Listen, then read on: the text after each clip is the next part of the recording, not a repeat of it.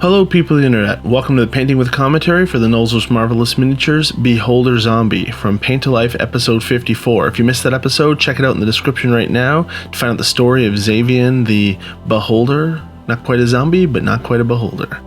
Here are the paints that I used for the roll call up front, the base paints, the layer paints, as well as the dry brush, shades, contrasts, and technicals. I'll just flip them through here. Quick note, this will be a long one, almost 40 minutes by my count at the beginning. So if you like to listen to these while you paint, enjoy while I ramble for the next 40 minutes. It's long for a reason. There was a lot of technical stuff going on in this, and some excitement trying out some new things. So the Beholder Zombie comes with 4 appendages. You can switch out the eye stalks for the lightning bolt ones if you want. I don't really like the clear plastic lightning ones, so I decided to just stick with the solid tendrils eye stalks. But I am going to use the liquid mask product from Green Stuff World. I do like it for airbrushing because it does prevent that clear stock from getting clipped, and you can easily peel it off later in the process. Now I was going to use some UV resin this time, so I had to try it out. So I've never used it before. If you've never used UV resin, this is a good little opportunity for you to see what it works like. So I've got a couple things I put in gloves on. I melted a hole with some XPS foam. I used some silicone baking trays, some plastic, made a line. I put some on my plastic homemade wet palette, and ultimately, you know, the stuff pours. I tried a little bit of dye, mixing some dye in to try and color it. It doesn't mix very well. And then, yeah, out comes the UV flashlight for a good 30 seconds to a minute each. You know, I was trying to, my original design for this, I wanted to have the beholder coming out of like a barrel of ooze and like melting, okay? You can see I'm tapping it with my brush to see, wow, it has set. If you've never used UV resin, I suggest playing around like this a bit first. So here's a bigger idea. What if I made a puck of it? If I want him to come out of the water, let's use the UV resin as the base for him to come out of. I was going to make a steel drum or a wooden drum. Again, I've got this real toxic Avengery thought about this. It doesn't work. Newsflash, it's not going to work. What you need is, you can see here's me filling it up in the cup on the side, 2 layers deep. I wanted to make sure I got it in there.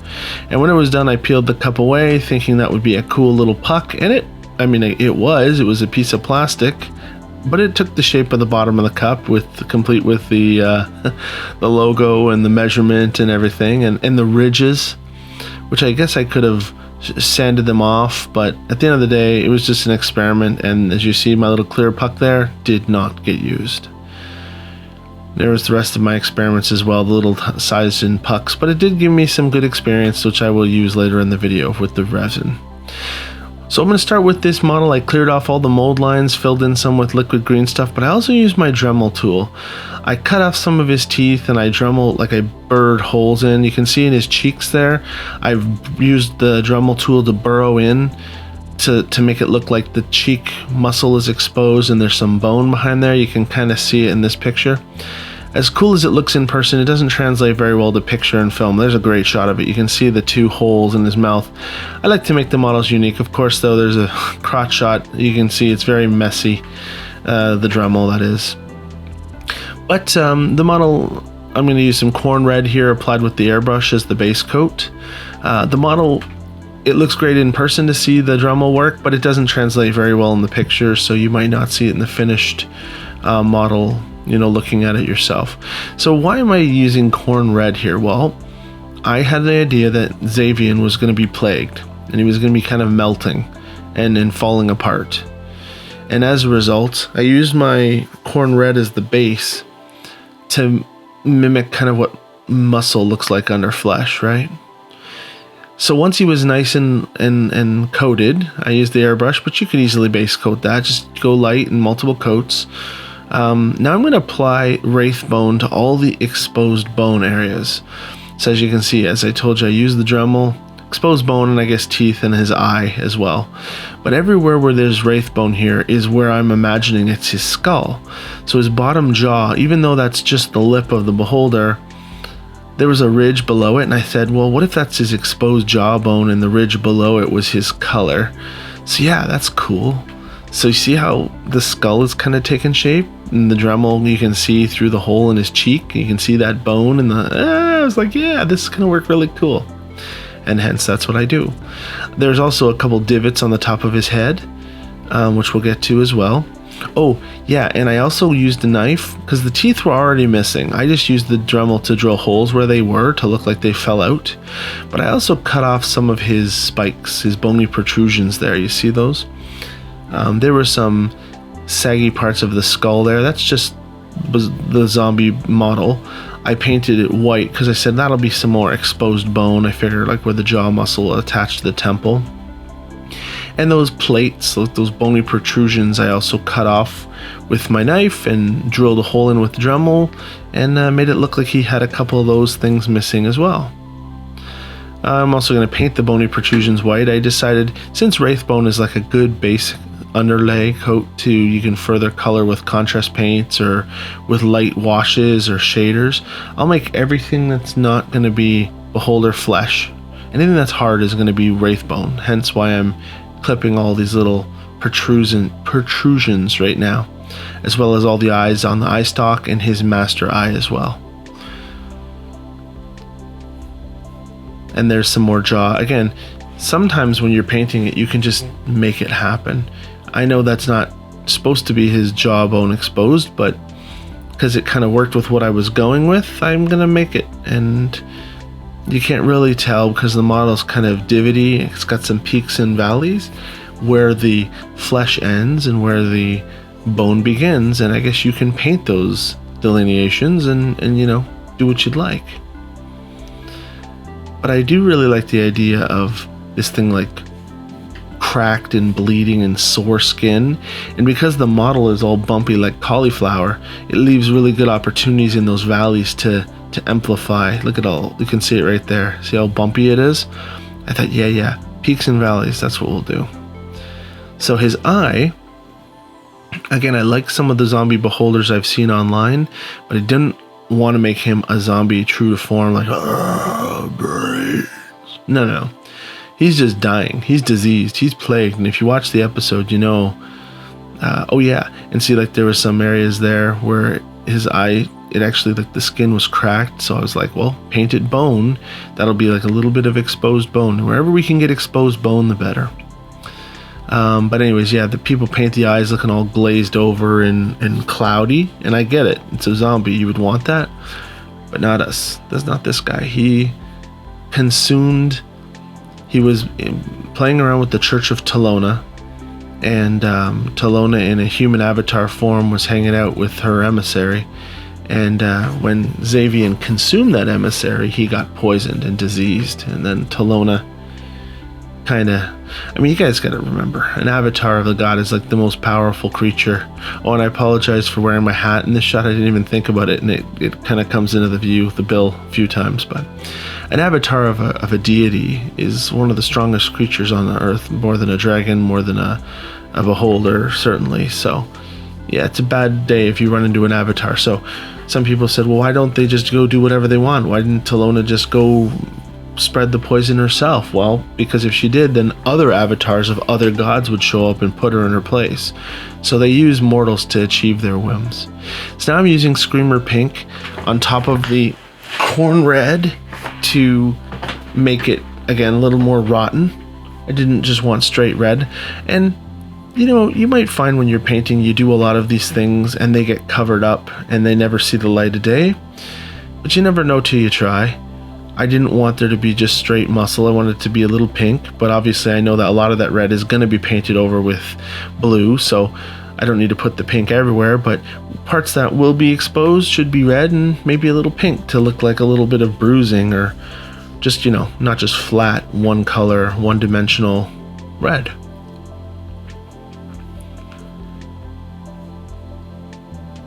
So next up we are going to be painting Skeleton Horde is my guess.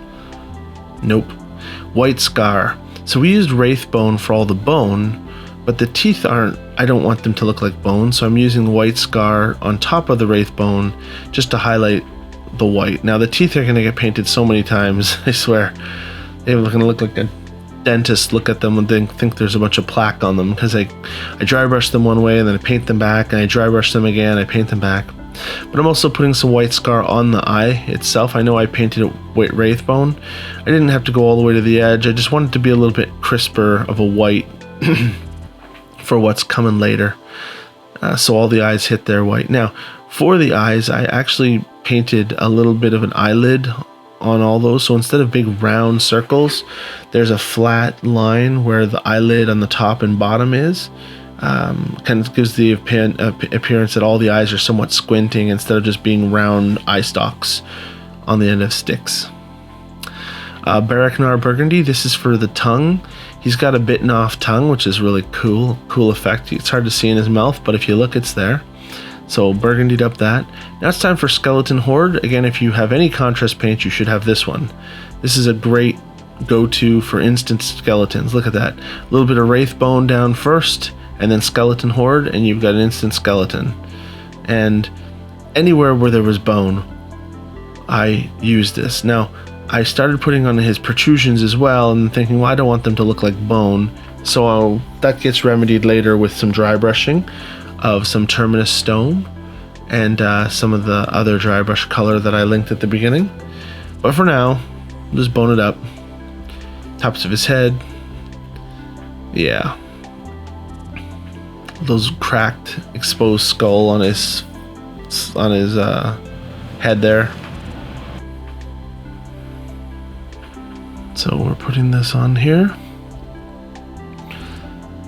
Yes, Skeleton Horde, great contrast paint. Shyish Purple, it's another contrast color I very rarely use. It's really dark. My little image doesn't do it justice, but it's good for the back of throats because you don't want it to be black down there. Purple's a good color. Now, let's get some bloodshot going on here. Now, Mephiston Red is my color, and I'm using sculpting tools. Now, I did this technique with my Dracolich Oblivion's Flame in episode 50, where I did the marbling. I know that if you want to do bloodshot in eyes, it's hard to use a paintbrush because unless you have a really small brush, you're just not going to get as small of a line as you want. But a knife, or in this case, the sculpting tool, is good because you can blob the paint on and using that knife, scrape it into the lines that you want. And it looks very organic, very spidery, especially if you go gently. Less is more, and if you put too much, just keep scraping away at it. You're literally scraping the paint off of the white, exposing what's underneath. White plastic, gray plastic, you know? So, yeah, it was fun. I did them for all. Now, admittedly, I didn't do tons of work on the little eyes. I could have probably done them a little bit neater. But by the time everything is said and finished, you know, there are 10 little eyes. The one main eye is what you really want to spend the most time on, because that's what's going to grab everyone's attention when they see your model. They're going to look at that giant orbital eye. And we'll come back to that later. But I am applying the Mephiston Red everywhere. Now, Terminus Stone Dry. Here we go. The first coat on the teeth, which I had turned into bone. Now they look very light bone. But again, I didn't want them to look like bony protrusions. I wanted them to look like teeth. So I'm going to hit them again with a couple more colors. I also hit the bone jaw with a little bit of this light Terminus Stone. And now we're going to do the iris because I couldn't help myself. It's the most fun part of any beholder, doing that center eye. So Jokera Orange, round, take your time. You want to make it a circle or an oval or a star or however you want to do it. Troll Slayer Orange, so I'm building up the oranges. I was kind of going for an Eye of Sauron or Xanathar, because Xanathar, who was Xayvion's like master, or who spawned Xayvion, has this big orange eye. So I'm building up the orange all the way up to Fire Dragon Bright. I'm going to draw a pupil on next, but then it gets painted over with yellow, but that's the idea. I just build up the different oranges. So now I'm making the teeth white again. And now they look gross because the bottoms of them look dirty and the tops look clean. So here he was at this point, a still of him before we go to the next step, which is adding a pupil. Slit just up vertical line, which is going to get painted over. And I'm repeating the same process for all the little eye stalks. So the same colors I did for the main eye, I'm doing for all the little eyes as well. The size of the the size of the iris will be dependent on how big the eye is. Again, some of them are pretty squinty. Now that eye stalk comes from the future. Actually, it hasn't been done yet. Oh, and also I'm painting this without the 4 eye stalks in, just to give me more access to the body of the beholder. You can plug them in later, but for now, yeah, those little eye stalks, they come from the future. They've already been jaundiced, which is coming up as a future step. So you can see all those eyes are all orange. I'm tightening up that pupil. It was a little too thick, too black. Again, it's going to get painted over anyways. And I didn't put pupils. So yeah, here's me painting over it with the Flash Gets yellow, just to get that yellow in the center, and I'll have to add the pupil back in later. Just try and making it look fiery, going around a little dab on all of them, built up. So I like the way the pink and the red is dried. I mean, if that was his only color, it looks pretty cool. Looks like a floating bag of meat.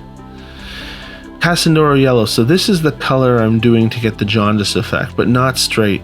I tried it straight and it was too much. So I'm adding Casandoro yellow and I'm adding some water to it to stir it up. Because I want to thin it out, because I want it to go on like this. I don't want the eye to look yellow. I want the eye to look tinted yellow. Casandoro yellow by itself, just like any of the shades, goes on intense, but thin it out with some water first, and push it to the sides with a wet brush, and you'll get, now that's cool. There's a still of the side of the hole before I filled it up. All right, time to do his coloring now. Here's one of my mistakes, or not my mistakes, but my regrets. So I don't want to paint over all of the muscle. Around the edges, I want it to still be there, right? The problem is Xanathar is rocking a blue and a tan coloring. Well, what does that color look like to you that I'm painting on right now? Pull your head up from your workbench and look. Looks like bone, doesn't it? That sandy bone color. It's supposed to be the tan that's the part of the beholder's color, but it looks just like the dang bone that I already painted on there. And that was unfortunate. Although I'm still happy with the finished model, and as you see, painting the high parts of each of these little islands while leaving the valleys to look like a cracked skin, where all those lines between them are the rivers of flesh. And of course we're going to hit those later with some blood effect, just to make him look like he's so much pain, right? The only downside is, geez Louise, once I looked at this, I said, wow, did all that work on that muscle and the bone, and now I put all this tan on there, and it just all looks bony. So, in retrospect, I mean, I know what I was going for, and I think I did it right, but it would have been much more fun to be painting like a black beholder, or like Rallicor from episode 1. So now we're onto the Fang. It's the darker of the blues for the top part of his body. I had some reference photos to know where to stop, where the tan began and where the blue began. And this was just the first color. The Fang was the first. Just like the tan below was the first. I'm going to use highlight later. Let's see how that goes. Same kind of concept. Be very careful. You spent all that work getting to this point. You don't want to muck it up now. Now when I get to the top, I painted all that pink. Remember the screamer pink and all that exposed bone? So being very careful that I don't accidentally paint over any of it, because you can't undo that. You can see that bruised looking skull exposed on the very top of his head. Well, I'm about to come right up to that with this blue, the Fang, okay? And if I accidentally paint over it, well, it's gone. I mean, I guess a quick wet brush could rinse it off, but just take your time, paint around it, up to it, but not over it. See? And if you paint a little over it, that's okay. It doesn't have to be symmetrical. If you get a little too blue to the edge, well, that's just where the skin meets right up with the crack, right? And there it is. And it's like, yeah, that works. I like it. Of course, the eye stalks all need it. But remember, I'm not just painting them blue just to paint the guy blue, or I would have painted him blue to start with. I'm painting him blue, leaving ribbons of that corn red underneath. Where you think that stock cracks, you know? Where's the seam? At the elbow, right? Anywhere where it bends, is that where it snaps and cracks? A little Bane Blade brown on top of that first color of tan. This is the lighter one. It's supposed to be a layer. It's staying up high. Again, I'm not thrilled. I do like the red underneath the tan. I think that does look like cracked skin with some muscle or some bloody stuff underneath, which I think looks pretty cool. And of course, as we get to later in this video, you're going to see this whole backside that I'm spending my time on is going to get completely doused later and gone. So as you're painting the tan, just make sure you don't paint over any of your cool bone. You're only painting where the skin was, where the tan is. And we'll bring it together later. Yeah, I mean, I like it. I'm looking at it like, yeah, this looks very Walking Dead-y. See the jawbone there? And that's just all an effect from dremeling out the hole in the side of his mouth. Now, Calgar blue is what I used for on top of the Fang for a highlighted blue. And which we're going to get to in a second, because when I was done this, my wife thought it looked too primary. She said, it's not my favorite. I loved it. I was like, this is so cool. And she's like, it's not my favorite. It's very primary. And I'm like, really? It's like, it's just like blue. And I'm like, well, yeah, because he's blue. So we have to hit this with a shade later. A Draken, whatever, blue. It's going to cut this primary blue down, because we do what our wife says, right? Happy wife, happy life. Well, if you guys were living in my house with me, I'd ask you, but you're not. It's just me and my kids and my wife, so I have to ask who's around. And my kids' online schools kind of drain their brain a little, so they're not the greatest. But anyways, I'm, again, always happy with the results, so it's okay. She wins this time. But I do like the back. I like that crack look that he has right now. It's too bad it kind of gets lost, but the OSL is great. Oh yeah, the Reichland Fleshlight. This is how I tuned down the tan. So it was so primary, right? So by adding Reichland Flesh Shade onto all the tan, it adds a little bit of red to it, or whatever color that is. Just be careful, I don't want to get on the bone. It does descend, like look at his lower lip there. I'm going to leave a marker and zoom that in.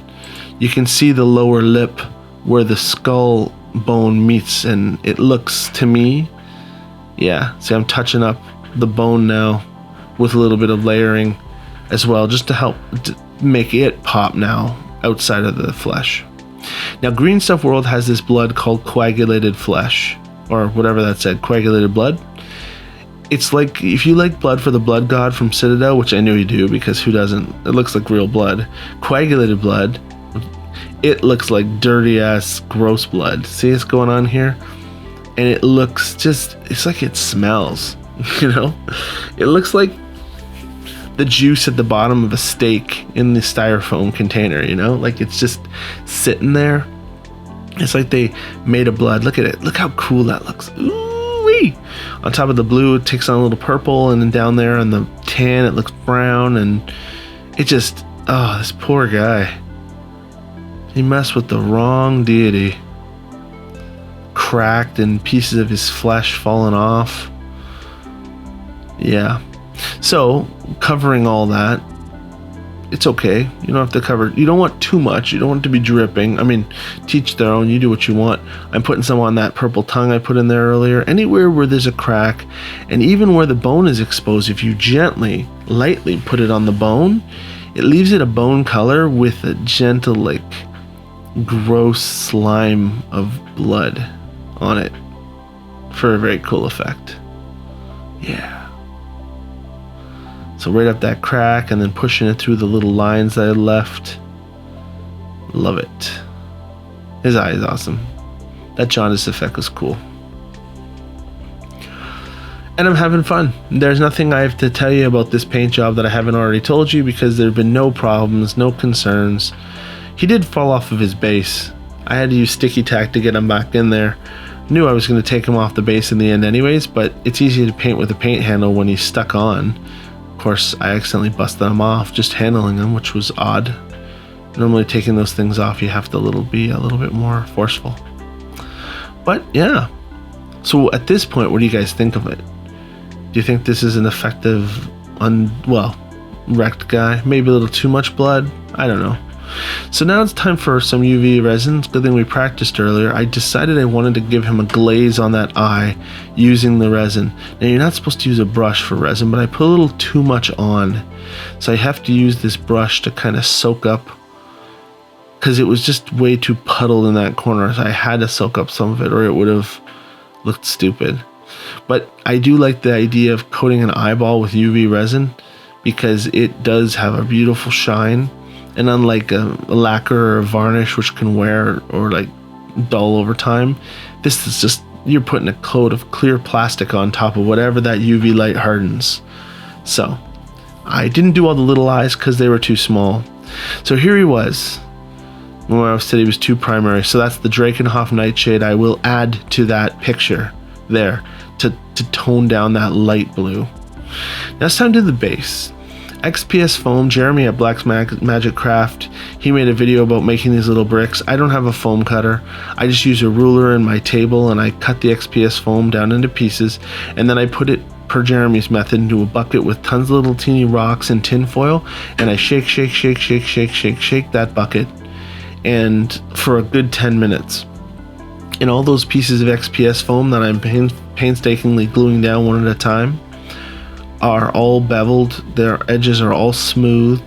They all have little pits on them for texture. I'm not trying to build any specific pattern. I want this to look like a sewer floor.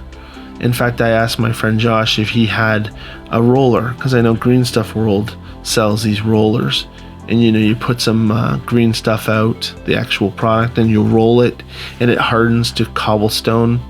And I'm sure that would have worked, but this definitely worked. And it was fun to do.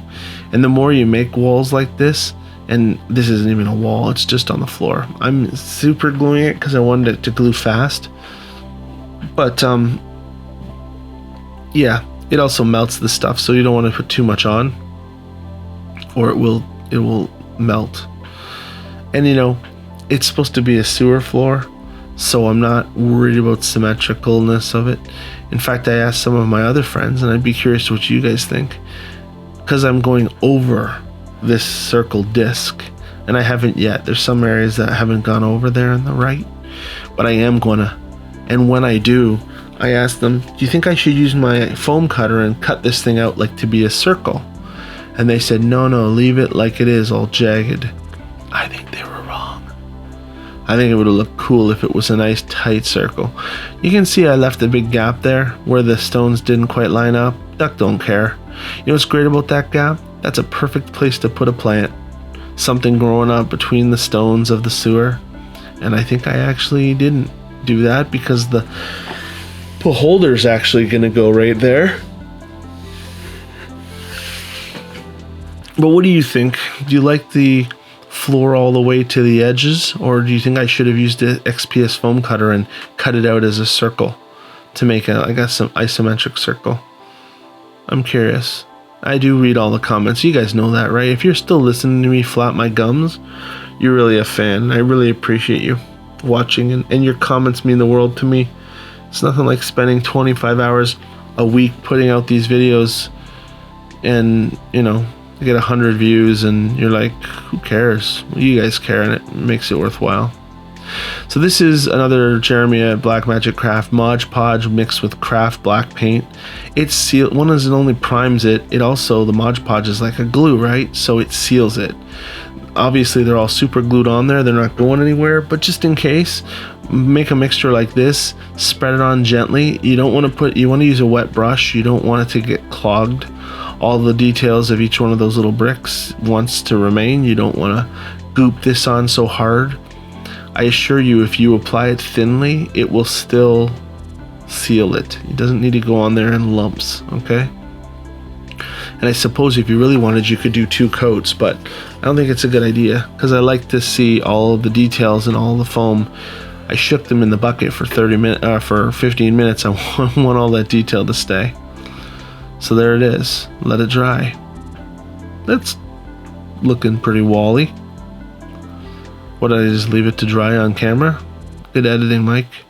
I probably could have cut this out because it's just watching paint dry for another 10 seconds. Just twiddle my thumbs here. Come back. Say, hey, did I leave the camera on? There we go. So now some Talona sand. This is not a brick wall, it's more of a sewer floor. It's nice and crispy, and the fact that I don't have a table wire cutter to cut those bricks means that my bricks are always going to be asymmetrical and non-level. So that really looks like a cool cobblestone floor with some of them jutting up, and it would make a good wall too. Now this step, again, Jeremy, Black Magic Craft, can't say that enough. He had a video on how to make a foam wall out of XPS foam, and this was his deal. You know, color these bricks a lighter and a darker and mix them up and really bring life. And it does, except even though it looks cartoony, once it's all done, it helps. Except I blast the shit out of this wall and all this work is gonna get lost. But it doesn't mean I didn't enjoy doing it. What's that you said? Watch, I'll show you. So once we dry brush, that looks like a really cool desert, sandy pyramid wall, but floor, right? Agreed. Some nice terminus stone dry brushing. Love it. Now let's ruin it. Oh, not yet. So I have these braziers from Reaper Bones.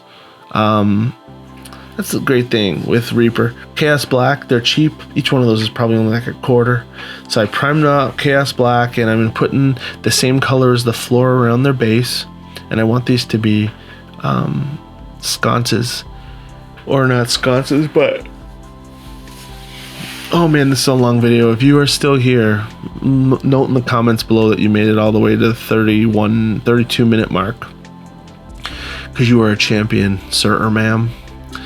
Agrax Earthshade, again, brings out the contours, it brings out the details in the bricks, and because some of those bricks were off-colored, they will still stay off-colored, and I could have been a little more extreme with my off-colorings.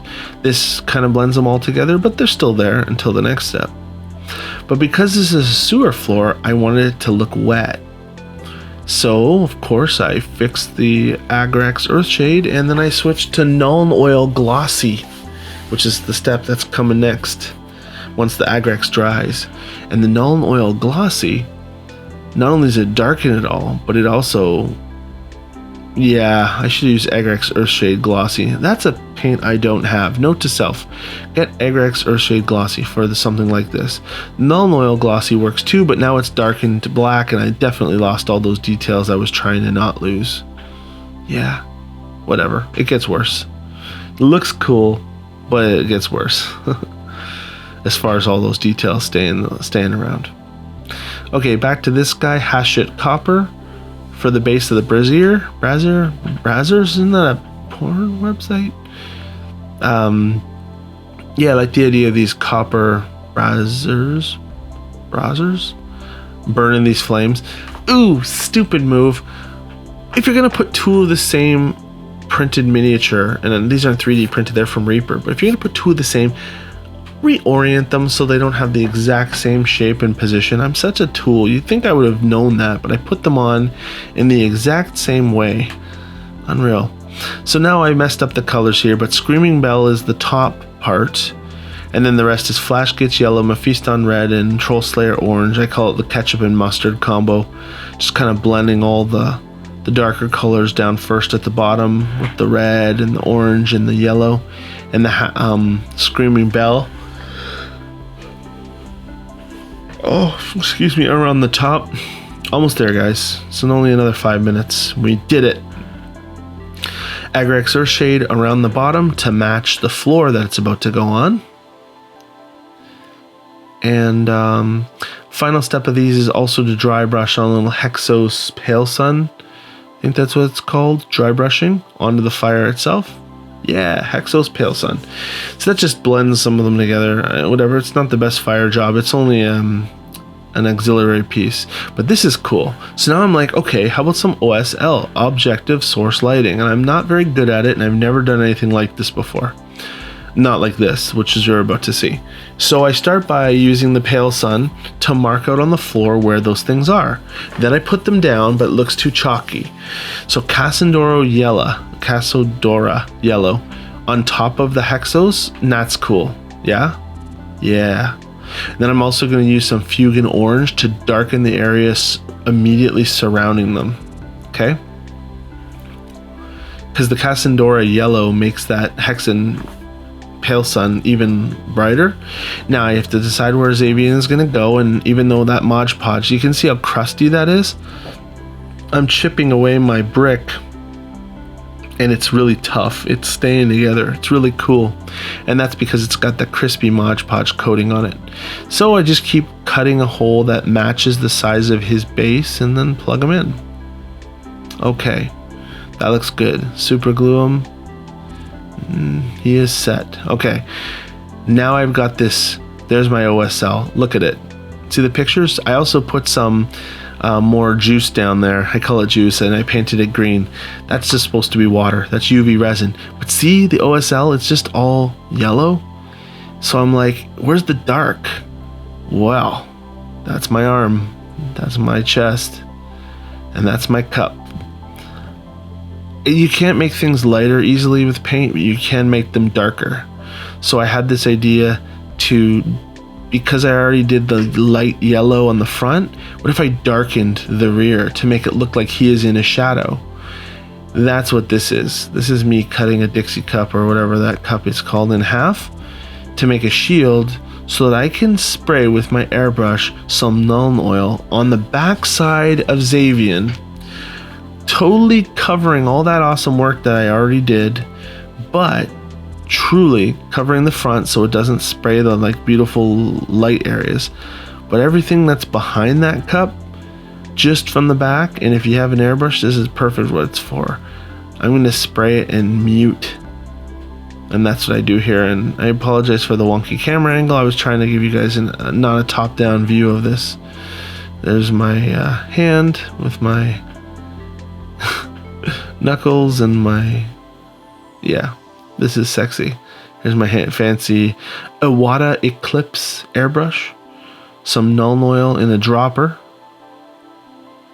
going right into the hopper of my airbrush.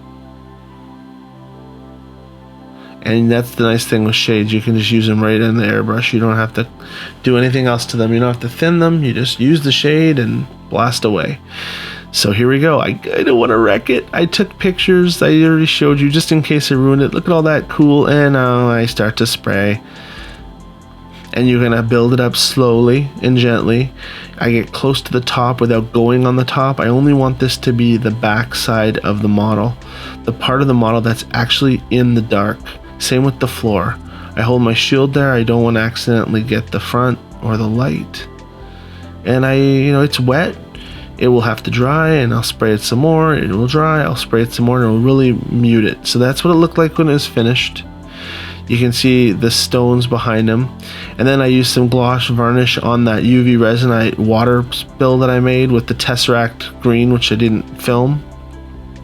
It got kind of clipped by the spray, so it got very murky and dark. Using this Liquitex varnish, it cleans it right up again. See, it almost like cleans off that mask, which is good.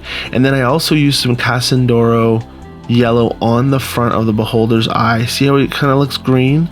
Because the glow of the yellow light, I wanted to put it on his face, so his teeth, and there we go. Some of the finished shots here.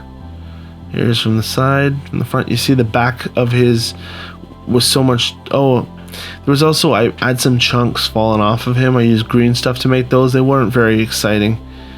And some of these pictures obviously were just snaps. I didn't use them in the finished video, but you get the idea. So 40 minutes of your life is gone. Do not ask for a refund. I do not give refunds. But if you enjoyed yourself the whole time, or if you painted along and were listening, then I'm glad. I hope you liked it. Please let me know in the comments below. It's my first attempt at trying something OSL a little bit bigger. I also put some tufts of grass in there, which I also painted with the shades. See the backside of them all black now? I painted those weeds with the color as well to make it all glow kind of, you know. Anyways, that's Xayvion. I hope you enjoyed the episode. Thank you very much for spending your time with me this evening. I'm GMA Tang. We'll see you next time. Wash your hands, people.